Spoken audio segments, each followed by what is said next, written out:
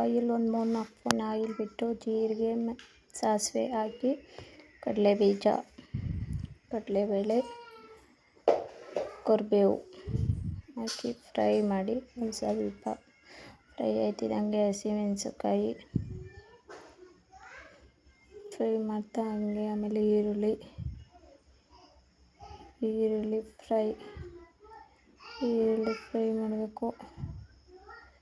ಈರುಳ್ಳಿ ಫ್ರೈ ಆಯ್ತಿದ್ದಂಗೆ ಮಾವಿನಕಾಯಿ ತೊಳ್ಕೊಂಡಿರ್ತೀವಲ್ಲ ಮಾವಿನಕಾಯಿ ಉಪ್ಪು ರುಚಿಗೆ ತಕ್ಕಷ್ಟು ಉಪ್ಪು ಹಾಕಬೇಕು.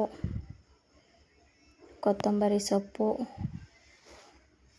ಆಮೇಲೆ ಚಿಟಿಕೆಯಷ್ಟು ಅರಿಶಿನ ಹಾಕಿ ಮಿಕ್ಸ್ ಮಾಡಬೇಕು ಚೆನ್ನಾಗಿ. ಮಾವಿನಕಾಯಿ ಚಿತ್ರಾನ್ನ ರೆಡಿ. ಹೆಂಗಿದೆ ಚಿನ್ನಿ?